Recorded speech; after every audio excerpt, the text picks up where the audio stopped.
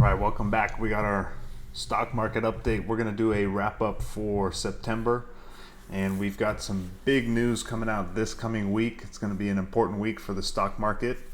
So this week for technology names, we've got an Amazon event and a Google event. So it'll be interesting to see what they have to say. Some new products for Amazon and some new AI tools for Google. So that'll be interesting to see what they have to say. And then we also have Tesla delivery numbers coming out on Thursday. So I see a lot of high expectations for Tesla due to the EV tax credit ending this quarter. So people that wanted to get that last little bit of tax credit that's available, they had to take delivery before tomorrow. So expecting some pull forward on demand, and we may get a blowout quarter. And there is also some rumors of some updates when it comes to Optimus and maybe even a new vehicle for Tesla. So some interesting news coming out for the big tech names. And then also this week, we've got the potential for a government shutdown. I believe tonight at midnight, if they don't get a agreement together for the next bill, we could have a government shutdown, which has happened in the past. And wouldn't be too surprising if that happens again, but it'll definitely cause a little bit more uncertainty in the market. But in the past, it really hasn't affected the stock market too much because we know that they're going to eventually have to come back to work and get a deal done. So some interesting stuff going on there. And then we also have some economic data this week. We've got a lot of jobs numbers. So this morning we had jobs openings, which came in higher than expected. So more job openings.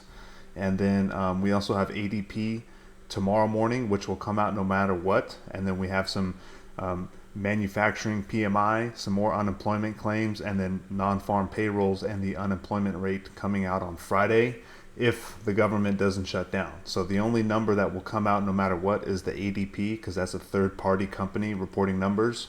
The rest of these economic numbers will only come out if the government is working. So we may not get some of this data if the government is shut down. So as far as the stock market for September, we're looking at the monthly heat map here. We've had some good performers this month in September. Nvidia up 5%, Apple 9%, Broadcom up 7%, Google up 15%, Oracle and Palantir both up over 15%. You've got Amazon lagging. Amazon, I believe, is down year to date. So Amazon is lagging pretty hard. Around 218 for Amazon. Meta was down 2% this month. You've got some healthcare names doing well. Eli Lilly, AbbVie, Johnson & Johnson. And Tesla is the big winner here for this month, up 27%. And United Healthcare also up 14%. As far as the ETFs go, NASDAQ was up 4% in September. And you've got the S&P 500 up almost 3%. Bond market had a good month this month. The 20-year bond ETF was up almost 3%, and gold crushing it, all-time high yesterday, up almost 13% on the month, and Bitcoin is up on the month 4%, Ethereum down on the month, and everything else here pretty mixed. So September was a pretty good month for the markets. We did have a little bit of some selling last week. Let's go ahead and take a look at some charts here. Let's find the NASDAQ. Let's see. Let's go to the 4-hour. Yeah, so we had some selling last week, but just like any other dip that we get bought up here pretty quick, and we are pretty close to all-time highs here for the NASDAQ, and I would assume that's going to look the same here for the S&P. A little bit of a sell-off last week, and we're pushing back up near those all-time highs. Nvidia did hit an all-time high this morning. Not sure what the news was for Nvidia, but we did have a lot of negative AI sentiment here these last couple of weeks. Are we in a bubble? Is this gone too far too fast? How long can this spending for all of these companies continue?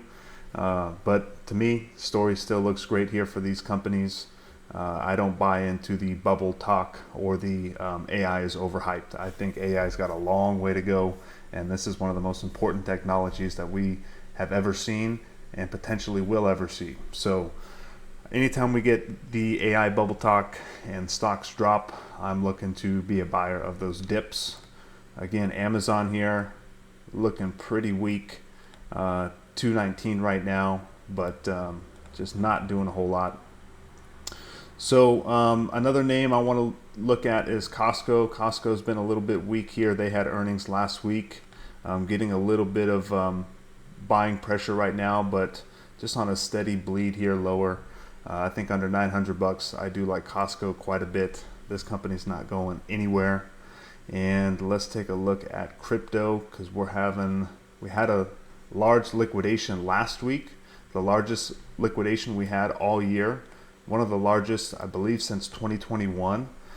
Some of that is just the market is a lot larger now, so it's the largest in total dollar amount, but it really wasn't a huge sell-off that we have. So we're looking at Ethereum here, dropped under 4,000, popped its head back up, and we're kind of at an important point here. Do we just roll back over, or can we find some stabilization here and then continue to push back up higher? And Bitcoin, same kind of deal here, really just chopping sideways for the last 3 months here, not doing a whole lot. All-time high at 124. Look like we have some good support around 100,000, so we'll see what happens there.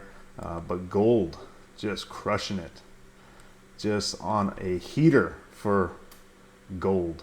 And some of the other metals are doing well also. Oil, not doing anything. Had a nice run a few weeks ago, but then we had OPEC come out and say that they're going to release a lot more oil. So that's bad for oil prices if there's more supply on the market. And the rates, like I said, they did sell off going into the Federal Reserve meeting. They kind of corrected, and now they're starting to pull back again. So that is good to see. With the jobs numbers, if we do get some soft jobs numbers, I think you'll start to see interest rates continue to drop, and the Federal Reserve will most likely need to continue to cut rates. So a lot of stuff to look for this week.